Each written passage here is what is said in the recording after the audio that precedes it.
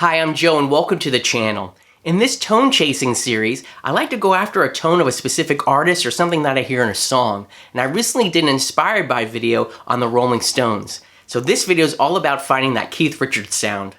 I'm going to jump into the computer and I'm going to show you the steps that I took to research and also put together this tone in hopes that it might help you with your own tone chasing journeys. Let's go ahead and dive into the computer and let's get started. Okay folks, here we are tone chasing, going after the tone of the mighty Keith Richards. So step one of the process, if you're going to do this, my steps that I take, I'm just sharing them with you. Hopefully that'll help you on your own tone chasing journeys. The first step is pick a source. Pick a song or a sound that you're going after. In this case here, I settled on this Stones song called Before They Make Me Run, because what was nice, the guitar was isolated in the beginning, so it really helps you hear the tone right away. So step one is done. Let's listen to the samples.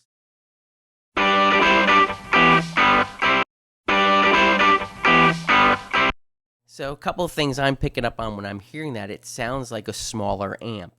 But let's go ahead and do step two. Let's do some research now to see what kind of gear that Keith Richards is using, so we can hopefully recreate that in our own environment. So I went ahead and I started searching. And of course, let's talk about the guitar. The guitar obviously is a Telecaster. He's obviously known for playing many Telecasters, but of course he's got his favorite one here. I believe it's called the Macabre, if I'm pronouncing that correctly, that Eric Clapton gave him as a gift. Now, I admitted this in my inspired by video. I'm kind of new to the Rolling Stones, so to speak. I mean, I'm familiar with most of their popular songs, but I never really dove deeply into their catalog before, and I never dove too deeply into the guitar playing. I always admired it, but I was more of a Beatles fan for lack of a for an excuse, I guess. That's not really an excuse, but anyway.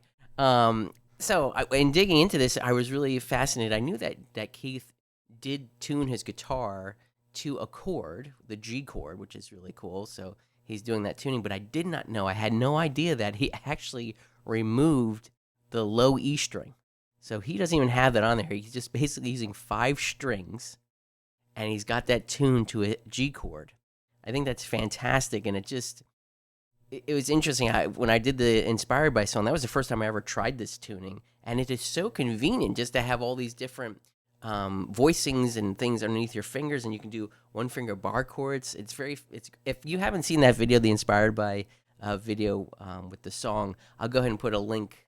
It flies up out here somewhere to that, so you can hear not only the tone in action, but learn a little bit about this type of strumming. Anyway, so we know the Telecaster. We know that's what that is. So obviously that was an obvious choice for me. I picked the Telecaster. It was interesting to note, though, that there seems to be some mystery around which pickup he's using. It looks like in all the pictures that his Telecaster is in the bridge position, but people do swear that they're hearing that PAF that he's got installed. I think that he modified, obviously, the Telecaster, and they put a 50s PAF in it. And, I mean, I can't tell, to be honest with you, based on the sample song that I have, but I'm sure there's probably songs that he is actually using that. But people claim potentially that he's got it wired differently, and that the bridge position is also bringing in either the neck humbucker, or it's kind of like a blend between the two. I honestly don't know, but at least this is a starting point. We know where we're at. So let's talk a little about amps now. So we have the guitar. Let's talk about the amps. So in researching, it seems like he was in the old days, he was a favorite to use the Fender Tweed Champ, which is just basically an 8-inch speaker. I think it was a practice amp. It was just a little jobber. And what is fantastic about this is, we sit around and we think we need these huge, big amps to make these great sounds. This guy's just using a tiny little amp with an 8-inch speaker, and he's just cranking it up. They say around 4 here, and that's where I hear a lot of the Tweed amps. If you kind of go 4 and a little bit past 4, that's where they break up really nice. And so that's what we're looking for here. Apparently, he also, in this song at least, I'm not sure which session this was. This might have been the session for Brown Sugar. He did combine that with another amp as well. I only went for the 1 amp because that was when I'm hearing again in the sample, it seems like it was a small amp, and I'm gonna guess that was a Fender Champ at the time. And I believe that he used the Fender Twins live, so he uses a bigger amp obviously live because he needs more volume where he's playing. But in the studio, it was a Fender Champ, which is fantastic. So now we have the guitar, we have the amp, and it's nice to do a little bit of research, maybe if you can find anything about the studio. And why is that? Well, we have to realize when we're listening to the sound that's on the record that it's a process sound. It's been produced, and it went through, the whole mixing console. I keep messing that word up. I don't know why. It went through that. It maybe going through some compressors and some EQs and all that other fun stuff. And we need to get an idea, what kind of mics did they use on the amp, because that's going to affect the EQ, the curve on that, and what the amp sounds like. So I found a Brown Sugar recording session here, and I'm just trying to pick up a little bit what, this case here, he was using different amps, but it does say that they're all closed mic'd amps, so about 2 to 3 inches from the grill. And I actually found another article where, and I don't remember which song it was, they specified 4 inches. 4 inches from the grill. So when we jump into the HX Stomp, we'll see that's what I kind of picked out for my mic placement. So we're learning a little bit about the studio. The other thing that I did, I originally didn't think to put this in the song, the Inspired by song, but I went ahead and did it anyway. But, everyone loves the Satisfaction guitar sound, right? And that was probably one of the first fuzz pedals ever used. And it was this fuzz pedal right here that he used on Satisfaction. So I went ahead and on the Stomp, let's see if we can get a cool fuzz tone. And I just went ahead and added a third track to the song. Originally, again, wasn't going to do that. But, if we're doing Keith Richards, we might as well pay homage to this song as well. And this pedal, I guess, going used on the market, it's pretty high up there. And I think JHS Pedals released a version of this, a more modern version that you can get. Not modern version. I think they did the same enclosure, but they released it now so it's more affordable. But anyway, this was the first. The Maestro Fuzz Tone was the first, one of the first fuzz pedals ever used, and Keith used that. So we went ahead and did that. So all right, now again, the research is kind of done here. We got the guitar, we got the amp, we know a little bit about the studio and how things were mic'd, and we know a little about pedals. Overall, though, obviously, Keith really doesn't use any pedals, especially live. And I was seeing an interview with him where he just says he doesn't want to be toe tapping and dancing around finding a sound. He just wants to plug directly into an amp and go. And isn't that something we should all aspire to be? I mean, all of us, myself included, I got like 3 gazillion million pedals sitting just even on my desk. And honestly, what's sad is we don't really spend enough time with all this gear just to get to know what it does on its own, because we're on to the next pedal or thing. So yeah, I really admire folks that just kind of plug into an amp and get things going. All right, so now step 3 is kind of pick the environment. Where are you going to try to recreate this tone? And again, I mentioned it earlier, but I'm going to use the Line 6 Stomp. This is not a sponsored video by any means. This is all my own equipment. I just wanted to let you know that, because I think there's some things going around right now on YouTube about people not disclosing that. So I wanted to be upfront with you that this is my own equipment. Anyway, I using that as my, but you could use other things too. There might be great modeling software inside of your DAW as an example. That might be something that you can use, or go ahead and go after it with what your current setup is. See if you can dial in your amp in a certain way, or maybe you might need a pedal that can recreate that, champ sound in this case, or whatever it is. So that's what we're going for, and that's what we're using as the environment is the Stomp. So I went ahead and said, what does the Stomp have to offer that lines this up? And looking here, lo and behold, look at this. We have the Fender Champ right here, the 1x8. So it's a little single 8-inch speaker Champ, and that's fantastic. I then went ahead and I wanted to see what kind of effects they have. I'm probably going in the wrong direction. Yes, I was going in the wrong direction. Forgive me. But for the wonderful fuzz sound, let's see if they had that specific fuzz pedal. And it looks like they do have it. in the Legacy series. So here it is, the Maestro Fuzz Tone. So we have that going for us. Now, I didn't really get any information about the types of mics that they were using for maybe this specific song that I was looking for, but I did see a lot of the Newman name thrown around a lot. And so I went with the, I think I went with the 67 condenser mic. That's what I went for on there. Okay, so let's go ahead and see what we have set up in the Stomp. So here it is. Actually, let me go ahead and grab a guitar so we can actually hear the sound as we kind of build it together with this. Let me turn all these things off, and we'll start with the very basic amp. I'll be right back. Okay, so here we go. We have the small tweed amp dialed up, and you can see what I'm doing here. I'm really jacking up the master and channel volume on this. You know, these amps probably were just a single volume on there. That's the interesting thing a little about these modeling software. Sometimes they have extra knobs and things that aren't on the amp. And here's another example, Presence. I'm pretty sure that's not on the Fender Champ amp. It probably was just even a tone knob and a volume knob, and that was probably it. Anyway, we have these other things. We have bass, mid, treble, and things of that nature. So I jacked up the master volume there. And remember, we were reading that he was staying, most likely he stays with his tweeds around 4. Well, I found it's around 6-ish, 6.2, 6.3 is where this sound kind of starts to break up as far as sounding like a tweed that was on a 4.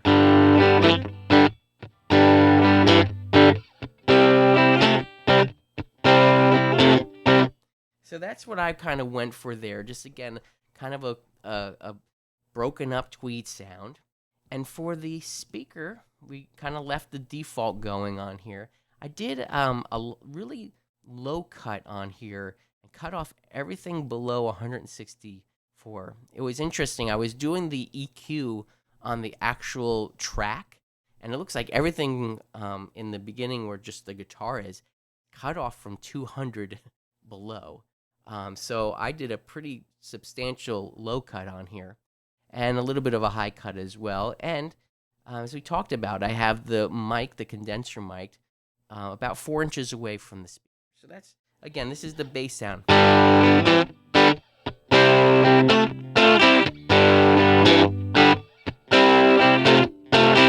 So a really nice sound going on, and it's just very simple.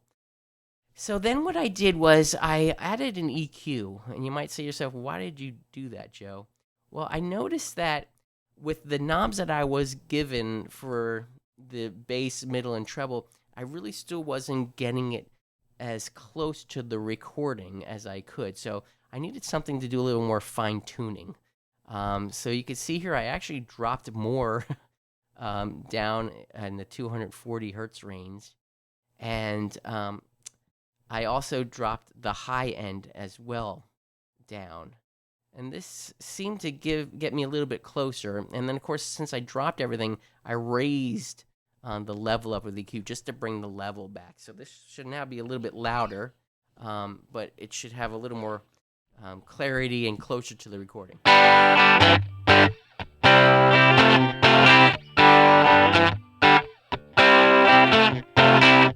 So that's what we have going on now. And I added a reverb. And you might say to yourself, well, Joe, those Champs, they didn't have reverb on them. And that's true. But remember, we're dealing with a recording. And so I was thinking that most likely there was some sort of room bleed, maybe in the mic, or they had a room mic that was actually on the amp as well. I shouldn't say on the amp, but was picking up the amp as well. So I went ahead and added a room reverb. Just something very basic, and it just adds a little bit of a dimension to the sound.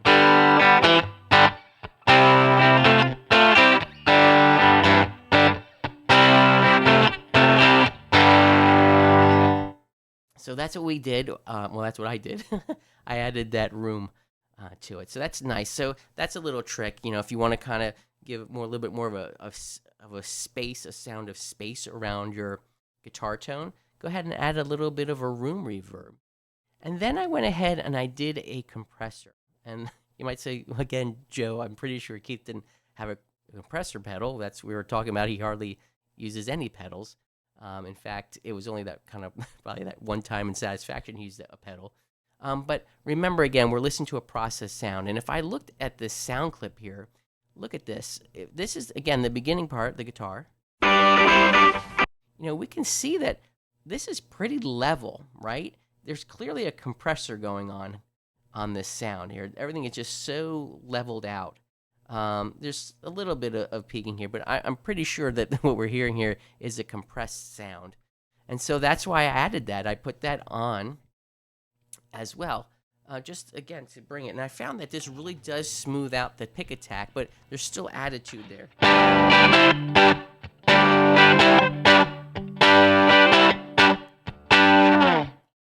So that's what we have. That's the very basic sound going into here. So amp, little bit of EQ to try to match a little bit closer to the source sound, the room mic, and the compressor at the end. And of course, I did add, and this is going to get noisy and loud, I'm sure, the fuzz pedal. And I jacked up the drive on that, which is always fun to do. And brought in some bass and mids a little bit. And this is just a really gnarly.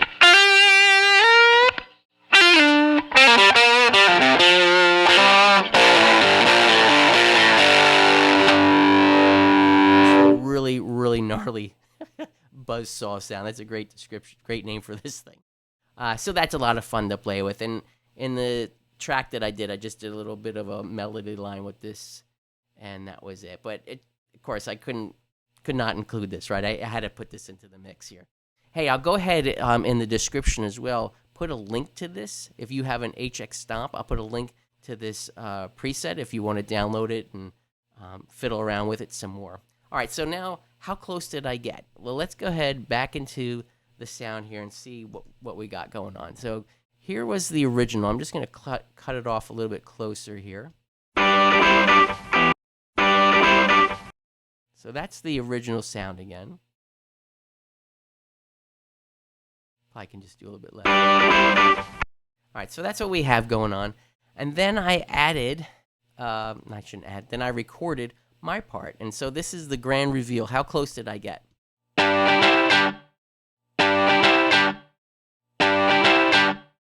Okay, let's go back to the original.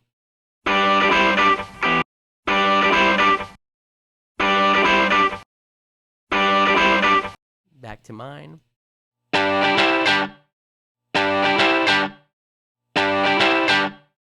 It's close. I don't think I nailed it too good. There's still something with the EQ that I'm not getting right. And if you have any ideas, please feel free to share them in the comments below. You're not going to hurt my feelings.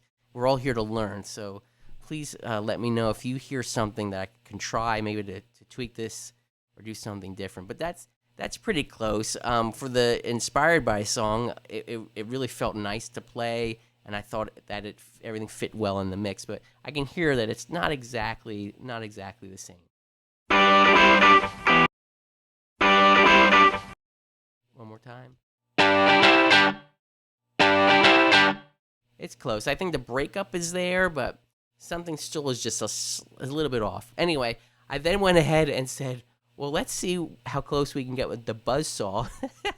Fuzz, why not, right? We're in here, so let's listen to Satisfaction and see how close I might have gotten to that tone with the same setup. Now, I don't know. I didn't do the research as much for the Satisfaction tone to see, was he using the Champ amp? Probably. That's what it sounds like potentially to me, but maybe not. Let's see what we have here. This is Satisfaction.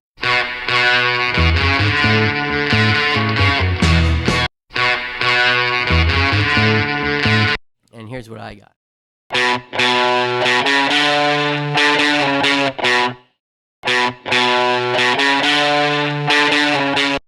Now, it was driving me crazy because I was listening to this. I didn't look this up, but I'm pretty sure that I'm hearing a horn that's also doubling the guitar part.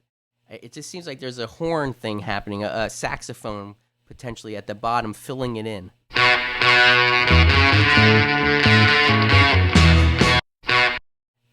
I think that's why mine doesn't sound as resonant, I guess is the word.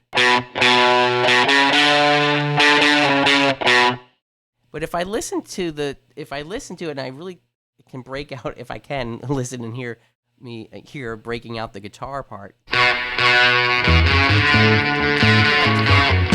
And I think I got pretty close with the fuzz tone.